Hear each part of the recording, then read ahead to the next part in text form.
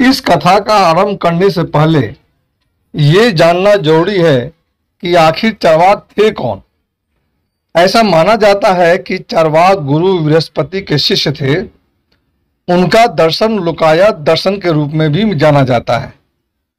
उनके बारे में चाणक्य भी जिक्र करते हैं। चरवाक के अनुसार जो भी आंखों के सामने प्रत्यक्ष है वही सच है। ईश्वर, स्वर्ग, नरक, लोक, परलोक, पुनर्जन्म आदि को वो इनकार करते थे। जो भी इस संसार में आंखों के सामने दृष्टिगोचित होता है वही सुख और दुख का कारण हो सकता है। चरवाक इस शरीर को सबसे बड़ा प्रमाण मानते थे। उनके सिद्धांत को उनके द्वारा प्रतिपादित किए गए इन श्लोकों से समझा जा सकता है। यावत् जीवेत सुखम जीवेत ऋणम कृत्वा घृतम पिबेत भस्मीभूतस्य देहस्य पुनरागमनम कुतम। अर्थात जब तक जियो सुख से जियो, ऋण लेकर भी घी पियो, शरीर के जलकर राख हो जाने के बाद इसे दोबारा लौट कर आते हुए किसने देखा है। बाद में उनके इसी नास्तिकतावादी विचारधारा का अनुपालन करने वाले लोग चरवाक के रूप में जाने जाने लगे। जाहिर सी बात है, आस्तिक विचारधारा का पालन करने वाले इनसे प्रेम तो नहीं करते होंगे। महाभारत युद्ध की समाप्ति के उपरांत जब युधिष्ठिर का राज्यारोहण होने वाला होता है तब एक चरवाक का जिक्र आता है जो कि दुर्योधन का मित्र होता है। उसे चरवाक राक्षस के रूप में भी संबोधित किया गया है। क्या कारण है कि दुर्योधन का एक मित्र जो कि नास्तिकतावादी दर्शन का अनुयायी था, दुर्योधन की मृत्यु के उपरांत उसके पक्ष में आ खड़ा होता है, ये जानते हुए भी कि कृष्ण वहां पे उपस्थित हैं। जाहिर सी बात है, इस समय उसके सहयोग में खड़ा होने वाला कोई भी नहीं था। उसे पता था कि वो अपनी मृत्यु का आमंत्रण दे रहा है, फिर भी वो दुर्योधन के पक्ष में मजबूती से आ खड़ा होता है। चरवाक का दुर्योधन के प्रति इतना लगाव क्यों, आइए देखते हैं इस कथा में। महाभारत की लड़ाई का एक पहलू है धर्म और अधर्म के बीच की लड़ाई, और एक दूसरा पहलू भी है आस्तिकता और नास्तिकता की लड़ाई। एक तरफ तो पांडव हैं जो भगवान श्री कृष्ण को अपना कर्णधार मानते हैं, उनको अपना मार्गदर्शक मानते हैं, उन्हें ईश्वर के रूप में प्रतिष्ठित करते हैं। भगवान श्री कृष्ण को ईश्वर के साक्षात अवतार के रूप में देखते हैं। तो दूसरी तरफ है दुर्योधन जो कि श्री कृष्ण को एक छलिया और मायावी पुरुष के रूप में देखता है।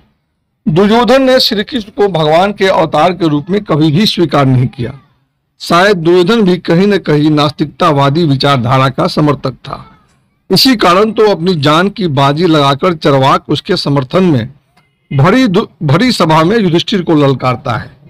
महाभारत के राज धर्मानुशासन पर्व के 38वां अध्याय अर्थात 38वें अध्याय में इस घटना का जिक्र आता है। ये अध्याय पांडवों के नगर प्रवेश के समय पूर्ववासियों तथा ब्राह्मणों द्वारा युधिष्ठिर का सत्कार और उन पर आक्षेप करने वाले चरवाक का ब्राह्मणों द्वारा वध आदि घटना का वर्णन करता है। इस अध्याय से पहले होने वाली घटना का जिक्र करना भी प्रासंगिक होगा। ये सब जानते हैं कि महाभारत युद्ध शुरू होने के पहले अर्जुन मानसिक अवसाद का शिकार हो जाते हैं और उन्हें समझाने के लिए ही श्री कृष्ण को गीता का ज्ञान देना पड़ता है।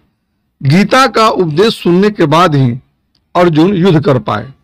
कुछ इसी तरह की मानसिक अवसाद का शिकार युधिष्ठिर भी हुए थे, परंतु महाभारत युद्ध की समाप्ति के बाद अपने इतने सारे बंधु बांधवों और गुरु आदि के संहार से व्यथित युधिष्ठिर राज्य का त्याग कर वन की ओर प्रस्थान करना चाहते थे। पांडवों, कृष्ण और व्यास जी के काफी समझाने और बुझाने के बाद वो राज्य धारण करने के लिए राजी होते हैं। अपने भाइयों, मित्रों और कृष्ण के साथ राज्याभिषेक के लिए नगर में प्रवेश करते हैं।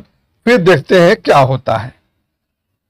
नगर के द्वार पर जल से भरे हुए नूतन एवं सुदृढ़ कलश अपने सुहृदों से घिरे हुए पांडु नंदन के लिए रखे गए थे और जगह जगह सफेद गुच्छे भी रख दिए गए थे। राजमहल के भीतर प्रवेश करके श्रीमान नरेश ने कुल देवताओं का दर्शन किया और रत्न चंदन तथा माला आदि से सर्वथा उनकी पूजा की। इसके बाद महायशस्वी श्रीमान युधिष्ठिर महल से बाहर निकले।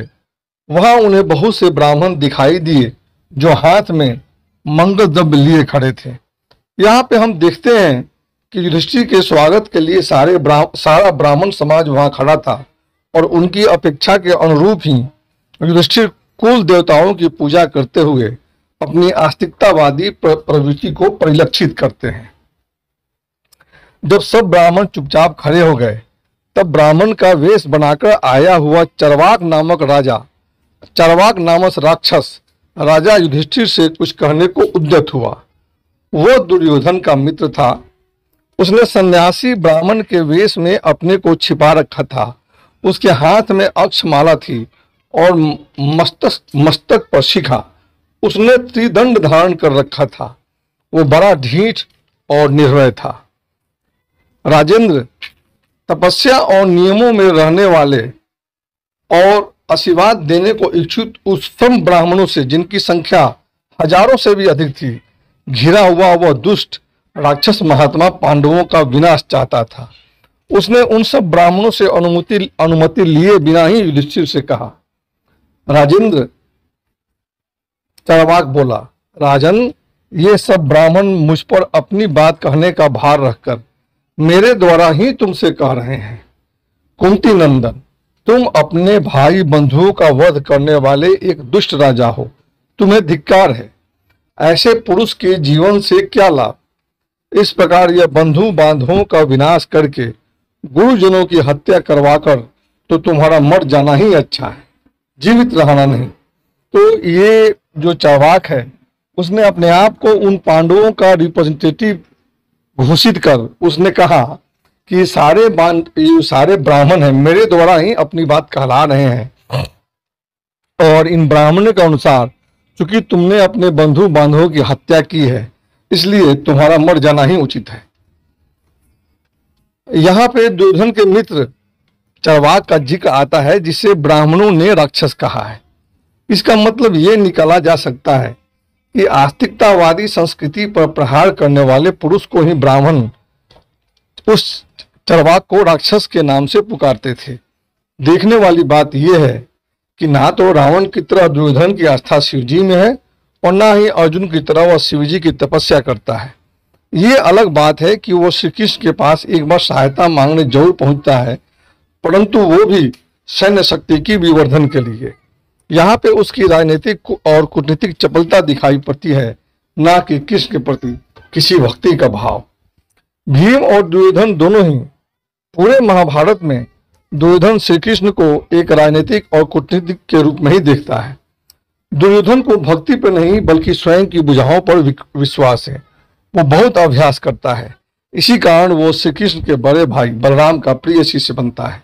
भीम और दुर्योधन दोनों ही श्री कृष्ण के बड़े भाई बलराम से गदा युद्ध का प्रशिक्षण लेते हैं, परंतु अपने अभ्यास और समर्पण के कारण दुर्योधन श्री बलराम का प्रिय शिष्य बन जाता है।